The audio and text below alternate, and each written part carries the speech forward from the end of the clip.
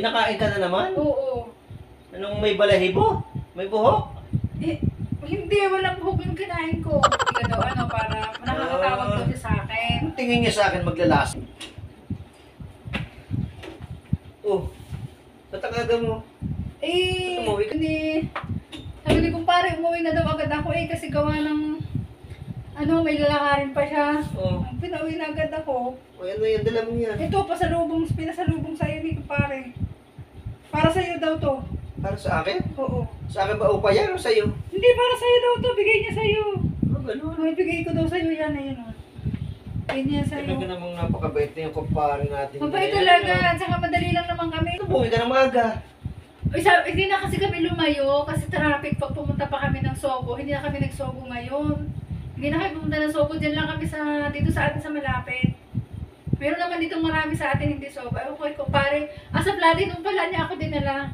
Sa Platinum, oo. Hindi na kami nagpunta na Maynila kasi traffic. Dito na lang kami sa Platinum. Dito na lang kami nagpunta. Pinakain niya lang naman ako doon. May nakain ka na naman? Oo. Anong may balahibo? May buhok? Eh, hindi. Walang buhok yung kinain ko. Malinis. Malinis. Oo. Oh, ganun. Ayan, bigay sa'yo ni pare. Sa'yo na daw yan. Diyan nagbigay pa nito ha, para hindi ako nagagalit, no? Oo, para yan, para ikaw daw ay laging tulog, lagi ka daw para nakakatawag daw siya sa akin. Ang tingin niya sa akin maglalasing? Oo, inumin mo na daw yan para pag ay tatawag daw siya mamay para magkausap daw kami ng maayos. Kaya pasalubong sa'yo ni pare.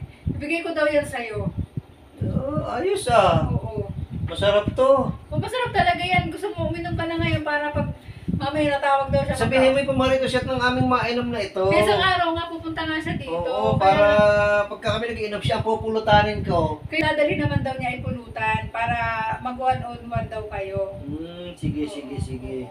Yung pala ang gusto niya. Okay, sige. Atay ko na lang pagpunta niya dito. Pupunta daw siya dito sa isang araw sabi niya pagdating ko daw, tagayan mo na daw para makatulog ka na ng maaga. Napakabait naman yung kumpara natin yan. Oo. Tatagayin mo na daw para makatulog ka ng maaga. Napakamaalalahanin, ano? Kasi tatawag nga siya mamaya.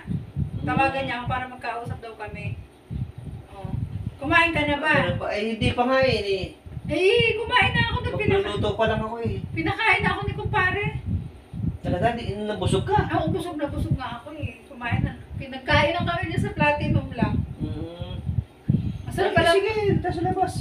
Sa labas na tayo. Tatagayin mo na yan. Sige, tagayin mo na yan para ikay makatulog na agad, ha? Oo, sige. Kasi tatawag daw siya mamaya. Lakad. Tayo sa labas. Sige. Ba't ganyan ka lumakad? Ay! Bakit? Ha?